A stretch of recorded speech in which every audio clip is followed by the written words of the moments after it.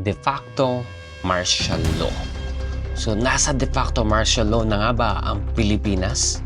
Ano nga ba ang de facto martial law? Yan ang ating pag-uusapan ngayong araw na ito. And by the way, thank you so much po ulit sa lahat ng mga patuloy na sumusuporta at umaabang sa mga ina-upload natin videos sa ating YouTube channel, sa ating Facebook at sa ating TikTok account. And guys, sa mga hindi pa nakakapag-subscribe, please don't forget to press subscribe button and click that notification bell para lagi kayong ma-update every time na mag-upload tayo ng mga bagong videos sa YouTube natin. So guys, without further ado, umpisa na natin to.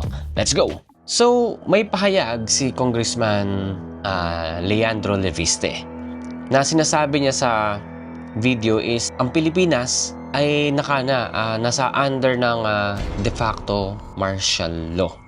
So yun ang ating pag-uusapan ngayon na ano nga ba yung de facto martial law. Alam naman natin yung martial law nangyari yan nung panahon ni Marcos Sr. Sa pamumuno niya. And noong time nagkaroon ng gera sa bandang Mindanao nung nakaupo pa si Pangulong Duterte. So ngayon, meron naman dito is yung word niya is de facto martial law. So ngayon, ang tanong ano nga bang ibig sabihin ng de facto martial law? So sabi dito, ang de facto actual na kalagayan. Kung ano yung kalagayan ng bansa natin ngayon. Katulad nito sa senaryo, And then yung martial law, ito yung batas militar kung saan malaki ang kapangyarihan ng militar at limitado ang karapatan ng mamamayan. So yun siya. So parang mahigpit talaga siya, guys, So de facto martial law.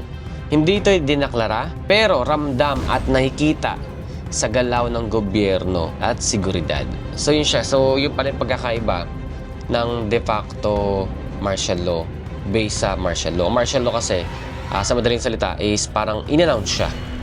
Samantalang ang de facto martial law, walang in-announce. So nakikita na lang ito sa batas na ginagawa ng gobyerno. Ang salitang de facto ay nagmula sa wikang Latin. Okay? Pinagmula ng de, mula sa. Yung facto naman, gawa o katotohanang nangyari. Mula sa facier na ibig sabihin ay gumawa. Okay? Kahulugan na mas malinaw na paraan, ang de facto, umiiral sa realidad o practical, kahit wala sa batas o papel. Kabaligtaran nito, ang de jure. Umiiral ayon sa batas o legal na dokumento. Ito yung mga halimbawa, mga kaibigan. De facto leader. Siya ang talagang namumuno. Kahit hindi opisyal. Ito pa, de facto policy. Sinusunod sa actual. Kahit walang formal na patakaran. Ito pa, de facto martial law. Ramdam ang kontrol ng militar kahit walang deklarasyon. So yun siya, guys, malinaw De facto martial law is walang malinaw or hindi pa idiniklara. Martial law, idiniklara siya or in-announce na magkakaroon ng martial law. So yun ang pagkakaiba nila, mga kaibigan. Ngayon, bakit ginagamit ang terminong ito? Ginagamit ang de facto sa batas at legal na diskurso, politika at pamahalaan, kasaysayan at akademikong pag-aaral. Dahil mas malinaw itong inilalarawan ang tunay na nangyayari, hindi lang ang nasa dokumento. Tatandaan po natin ito na malawak presensya ng militar o pulis sa mga komunidad. Okay? Checkpoint, curfews, or paghihigpit sa kilos ng tao kahit walang malinaw na batas. Okay? Pag-aresto, pananakot, or surveillance sa mga kritiko, aktivista, o mamamahayag. Okay? Paghihigpit sa karapatang pantao. Tulad ng malayang pamamahayag at pagtitipon. Militar o pulis ang gumagawa ng mga gawain na dapat sibilyan ang may kontrol. So, yun po yung pagkakaiba ng natin, guys, na pinag-uusapan natin, Okay, so ito pa yung mga mahalagang tandaan natin para mas malinawan tayo sa sinabi ni Congressman Leandro Leviste. Okay? Ito yung dapat natin tandaan. Hindi ito legal na martial law ayon sa Constitution. Okay? Walang formal na safeguard tulad ng reporting sa Kongreso or Supreme Court review. Madalas ginagamit ang terminong ito ng mga human rights groups or critics para ilarawan ang abusadong paggamit ng kapangyarihan. Okay, so bakit nga ba nararamdaman ni Kong Leandro Leviste na nasa ilalim tayo ngayon ng de facto martial law? Okay? So panoorin niyo muna yung video nito. Ito yung video niya. Let's go. Ang Pilipinas ngayon ay nasa ilalim ng de facto martial law. Hindi man deklarado, pero nararamdaman. Marami ay tahimik dahil sa takot na makasuhan, dahil nakikita na ang mga kritiko ng administrasyon ang mga unang sinasampahan ng kaso habang ang ibang mga kaalyado ay hinahayaan. So yun na nga guys. So naramdaman ni Congressman Leandro Leviste na nasa ilalim tayo ng de facto martial law batay sa mga obserbasyon at pahayag niya.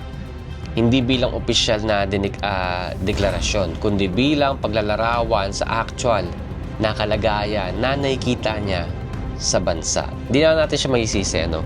Kasi nga, may mga talagang katulad sa nangyayari sa issue ngayon sa mga flood control. So mas madalas pang totoo naman yun na nakakasuhan pa yung mga oposisyon kaysa sa mga kasamahan ng administrasyon ngayon na talagang lantaran talaga yung pagnanakaw sa kaban ng bayan. So hindi natin siya masisisi at hindi kung bakit ganun yung sinabi niya. Syempre, 'di ba? Pilipino siya at nakita niya yung realidad sa mga kasamahan niya kung ano yung mga ginagawa ng mga mga nagnanakaw sa kaban ng bayan. At kung bakit din galit yung sambayan ng Pilipino. No, karamihan, hindi naman lahat kasi nahati pa rin.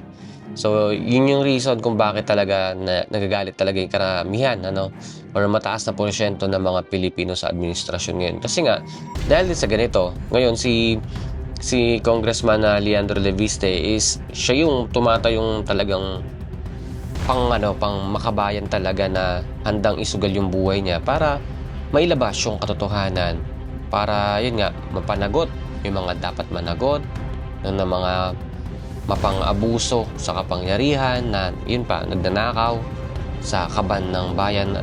Well, actually, dapat nga, kung naisip naman ng lahat ng karamihan ng Pilipino na sa napakalaking halaga ng nababanggit sa mga nakawan, bilyong piso.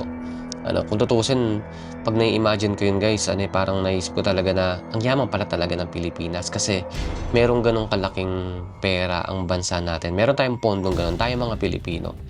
Which is hindi natin nakikita, hindi natin napapakinabangan.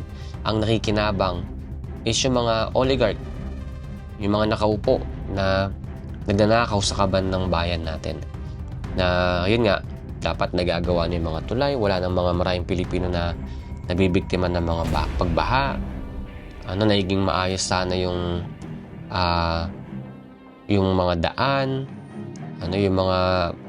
yung mga farm, natutulungan yung mga farmers, ganyan. So, madami. Nararamdaman ni Congressman Leviste na nasa ilalim tayo ng de facto martial law batay sa mga obserbasyon niya. So, malawak na presensya ng pulis at militar sa sibilyang buhay. Yung pangalawa, pag-target or pananakot sa mga kritiko ng gobyerno. Or pagliit ng espasyo para sa dissent or protesta. Paggamit ng national security bilang pangatwiran. Kakulangan ng malinaw na pananagutan. Kaya hindi natin talaga masisisi dito si Congressman Leandro Leviste kung bakit nasabi niya yun. At para kaya Congressman Leviste, hindi ang titulo ang mahalaga kundi ang epekto. Kahit walang formal na martial law, kapag takot ang mamamayan, tahimik ang kritiko at malakas ang puwersang armado sa sibilyang espasyo, ito raw ang de facto martial law. So yun naman pala yung niya. Yun pala yung kanyang ibig sabihin doon, yung meaning niya kung bakit niya nasabi yun. So bakit nagmumukhang nananahimik yung mga kumakalaban sa mga magnanakaw or sa mga kaalyado ng ating administrasyon ngayon. So ito yon. Minsan, may mga dahilan kung bakit parang pinatahimik ng ilan, ang ilan. Pero hindi ito nangangahulugang may formal na panggigipit. Okay? Pagsampa ng kaso o legal na proseso laban sa mga individual na inuugnay sa anomalya, pero ito ay legal na aksyon at hindi dahil lang sila ay nagbigay ng kritisismo. Pagpoprotekta ng administrasyon sa sarili o sa kalyado. Kapag may mga akusasyon laban sa kanila pero hindi rin ito otomatikong ebidensya ng pagpigil sa malayang pananalita. Okay? Mas mataas na exposure sa mga pro-government na pahayag sa media kaysa sa mga kritiko. Maaring magbigay impresyon ng balance pero hindi ito legal na pinatahimik.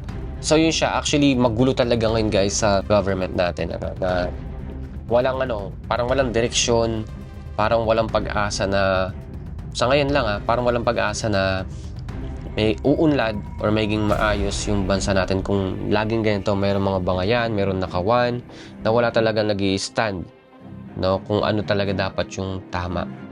Okay? So kayo mga kaibigan, ano yung thoughts ninyo patungkol sa napag-uusapan natin ngayon sa vlog natin? Pwede kayo mag-comment kung ano yung insight naman ninyo sa ating napag-uusapan ngayon. Pwede kayo mag-comment dyan sa baba. And once again, thank you so much po ulit sa lahat ng patuloy na sumusuporta sa YouTube natin at saka sa ibang SOCMED natin. And guys, support nyo rin po yung Facebook page po natin at yung ating TikTok account po. At sa mga hindi pa nakakapag-subscribe, please don't forget to press subscribe button and click that notification bell para lagi kayong ma-update every time na mag-upload tayo ng mga bagong videos dito sa YouTube natin. So guys, yun lang po and see you in my next vlog. Bye!